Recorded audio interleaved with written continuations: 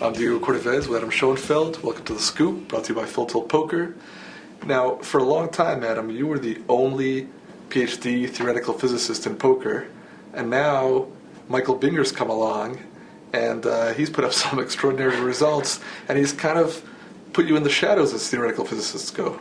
His poker has outstripped me, and his physics has outstripped me. I'm working on string theory now, some things. I'm going to have some big papers soon. Exactly. Your papers are being reviewed right now. They haven't been published yet. The peer review's taken a while. They're being reviewed by Mike Matizal and by Lane Flack and some of their peers. But Michael Binger, in all seriousness, typically the media kind of, wants to create a certain caricature. Here's a math guy, here's an egghead, and obviously he's super intelligent, but he's also a very well-rounded poker player who's just rolling this year, and who also is pretty good at explaining what he's doing, which I'm always appreciative of. Quantum mechanics and raising on the turn. Okay, we'll cover both those. So you and Roy Winston do a column in Card Player where you analyze hands from different perspectives. That's my favorite column, by the way. Oh, it's the greatest. I told Jeff Schulman this. That's the greatest thing that I think has been in the magazine since I've been reading it, and I've been reading it for a long time. Maybe it's played up that he approaches it from a feel standpoint and that you bring a more quantitative, analytical viewpoint. Right. But is that reflective of your style of play? Because obviously there has to be a lot more going on, but the analyses you provide are very in-depth and very mathematical. Thank you. I would say, when I'm not at the table, I'm definitely, if I'm thinking about hands, somebody presents an interesting, complicated hand, I will think about it in a quantitative way and think about the math of it. When I'm at the table, you don't really have time to do that, and it really does come down to feel, and you hopefully have internalized, previous calculations or, understandings you've had about previous hands you analyzed, but at the table I don't, do any of that. Any of those calculations. Because that's what scares me, that there's somebody at the table who's capable of doing all those calculations right on the spot. Yeah, I want to drill down into that a little bit. I remember when I first read Theory of Poker by David Sklansky, and he describes, Bayesian theoretical thinking, and I dismissed it. I didn't dismiss it as being wrong. I thought to myself, well, this is obviously right, that you have to put someone on a weighted range of hands and then calculate your equity versus that range. Right. But then I thought to myself, which I realize now was somewhat naively, no one could ever do this, so I'm just going to dismiss it. But now it seems like some people are doing it. Well, I don't know people who are doing it at the table in real time, but if you get practice doing it like in your spare time when you're thinking about hands, and you'll internalize and you'll have a good intuition when you're in this on the spot, and you're not doing any calc, but you're like, well, it feels like this is the right play, and you're going to be close. Your guess is going to be closer to correct if you've done a number of calculations in similar hands before, and you have kind of. So you just have a very good feel for what your equity is versus the range that you've assigned, and you have to be good at assigning the range also, which is right. And there's like shortcuts. Like when in the column I do fairly rigorous. But like even sitting at a table, sometimes there's shortcuts you can take to estimate your equity against a certain range. So it's like, well, he's got ace king, which I'm racing against, or he's got aces or kings, which I'm dominated by, or he's got what, and you can there's 6 different combinations of this hand, or 16 of those, and you can kind of rough sketch it out. Mm-hmm. Do you think that people, because there are obviously people who are very good at poker, and just based on their results, and you can tell from speaking to them, and they'll just say it explicitly, they're not good at math at all, and they have no mathematical background, and some of them don't have any kind of formal educational background, but they're good at doing that, and they might not even know that they're doing that. Right. Absolutely. I mean, I think it comes down to experience, and that's the great thing about poker, is that people from so many different backgrounds and so many different approaches to the game can succeed at it. There's no one right style, and I wouldn't say I take a particularly mathematical approach to the game. I mean, I've been playing for 6 years, and to me, it's more feel and experience for situations and what type of player I'm playing against. It's more important than any of the math, although the math is always there in the background and helps guide decisions. But I've known some very, very smart people, actually, some physicists, some scientists who've tried to take up poker and haven't really done well because they've taken too mathematical approach, and you have to sort of take all the different things together. I think one thing is that a lot of people misunderstand it. take math to mean arithmetic.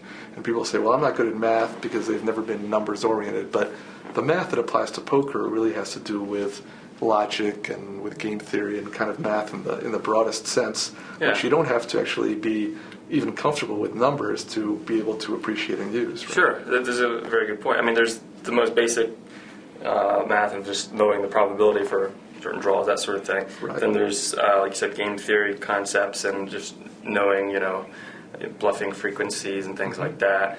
And there's more complicated probabilistic things as far as like weighted hand ranges and figuring out equity, that sort of thing. And then there's statistical aspects of the game, understanding how your fluctuations are, relative to your bankroll, understanding, okay, well, I've been playing my butt off for, a month now, and I've been doing piss poor, am I a losing player? Understanding whether your, results are... How to interpret your results. Yeah, and that's important. The world got to know you when you made your run in the World Series main event 2 years ago when you finished third and Jamie Gold won.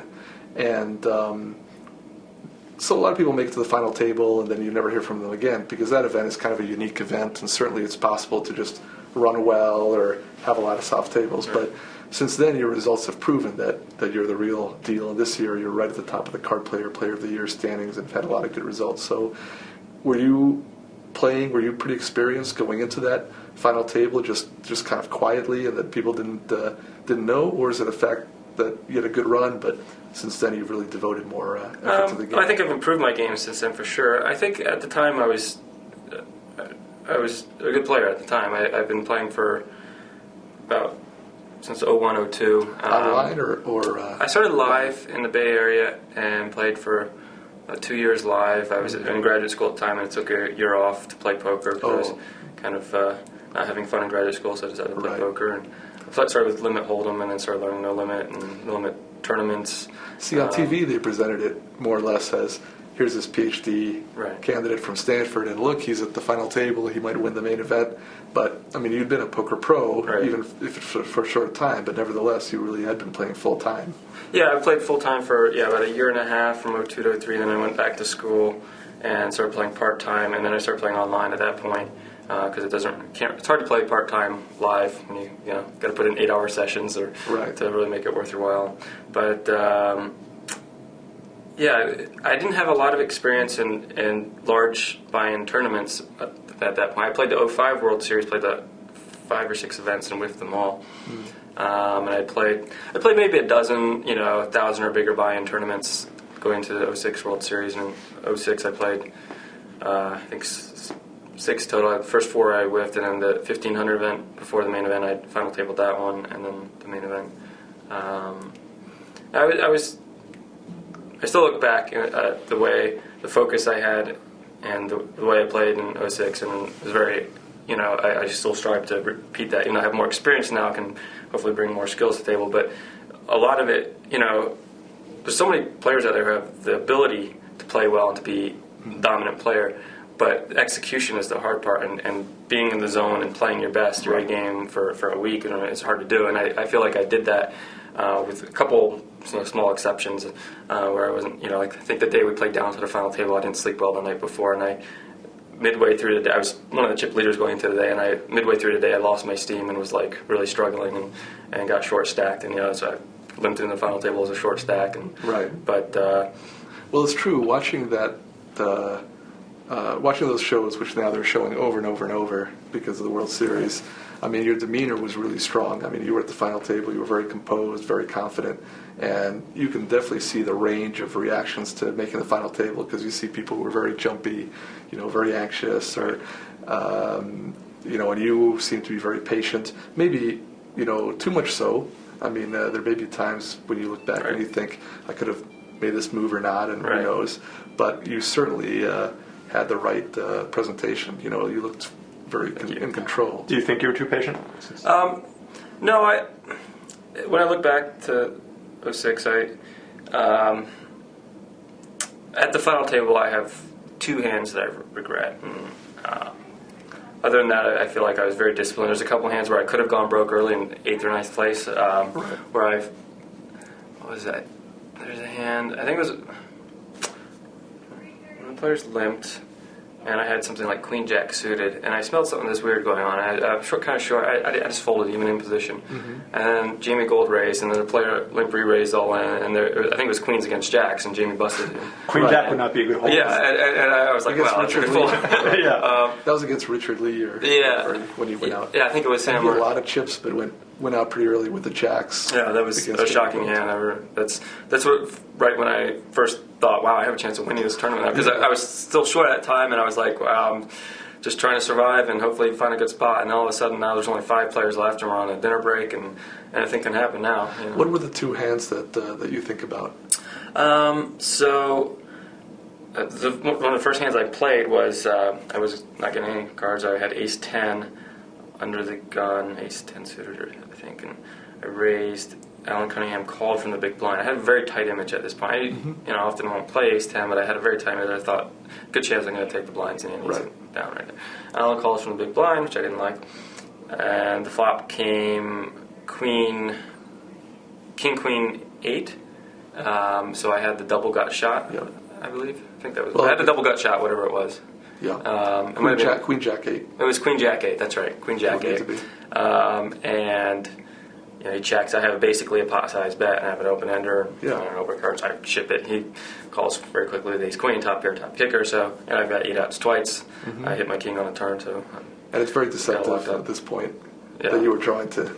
Yeah, I mean, but it plays kind of standard. I mean, if I choose to play my hand in early position, which you don't have to, but I chose to, that's pretty standard play. So I got lucky, doubled up there. Very next hand, after waiting like a couple hours to double up, finally got there. I went from about 3 million to 6 million.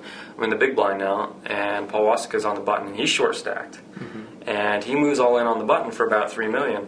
I think it was about 12 to 15 big blinds he had, something like that. It might have been it might have been 100,000, 200,000 blinds.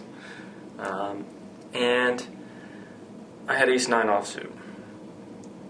Now, this type of thing where it really depends on the player, situation, and quite often it'd be correct to call there. And the tournament equities too. Yeah, Prize payouts that too. and all that.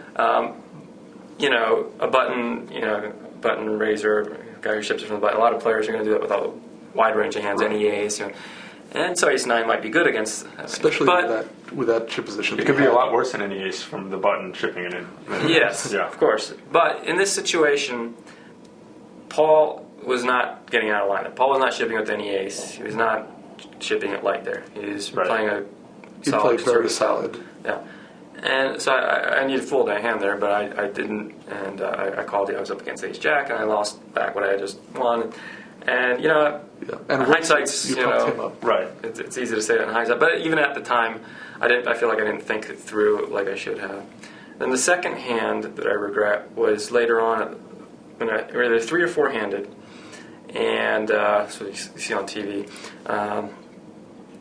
I had third pair. It was blind versus blind, me and Jamie, and I remember this hand. the turn was brought a possible straight, Right. and the river brought an ace. So I had like a third pair now, and the straight got there, and I checked, and Jamie bet like a small bet. It was like a third of the pot or something. And I was sitting there thinking, I was going through, I was like, Jamie's a prolific bluffer. He's very capable of making just a small bluff here, trying to take it down, and I have to call here. I definitely have that. I had. And it seemed like his pattern had been, and this is easy to say after the fact, not playing at the table, but having seen the shows now, it seemed like when he had the hand, he'd bet more heavily, and that he liked the smaller bluffs, which is now easy to pick up on. Now, and I kind of realized that at the time, but this was like 12, 13 hours into the final table, and I was and they're not showing tired. the hands. Now we've seen them. And I think the pot was like 3 million or so, and he bet $1 million into it. And I had about 8 or 9 million, so I called there, and I would have been up to 13 or 14 million. I don't remember if we were 3 or 4 handed, but I think I would have been in second in chips behind Paul at that point, or in front of Paul. I think Paul had about 12 million at the time. And you would have shaken up Jamie. And I remember thinking to myself, I have to call. I was going through it. I was like, I gotta call. And sometimes you just do things without my hand just slipped. My hand The hands have minds of their own. Yeah, and I was, Usually it's the opposite for me. and then he shows me, the bluff, whatever. Right. I remember he turned it over. Yeah, he flashed that's right. He flashed the Jack of Hearts, which made the straight possible, and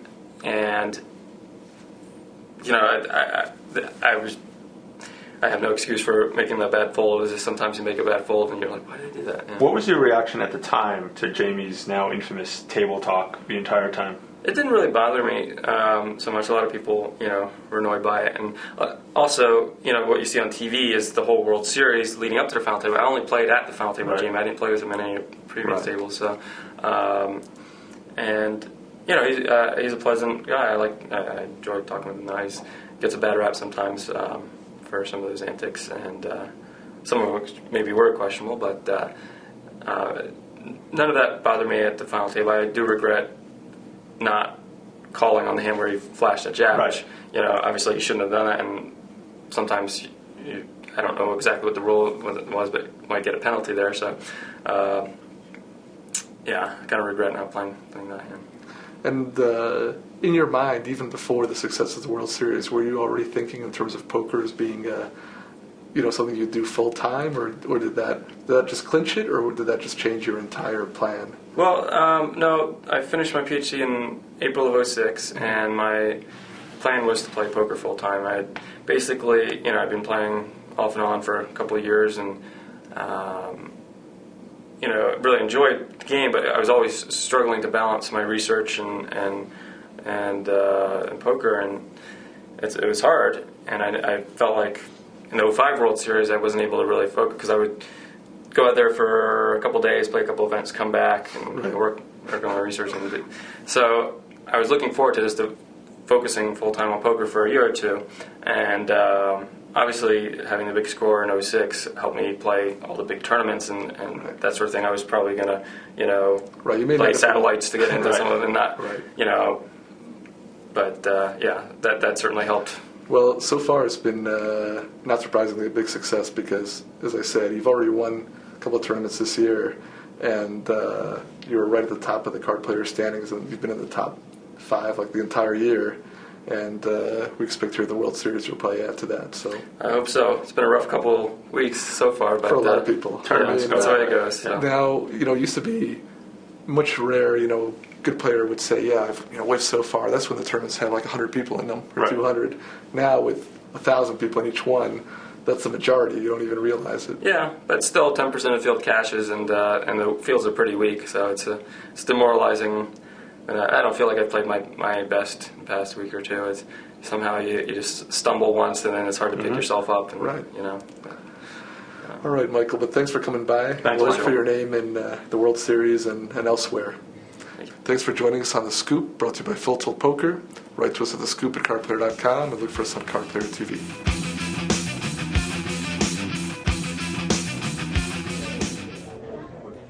Two bracelets. Awesome.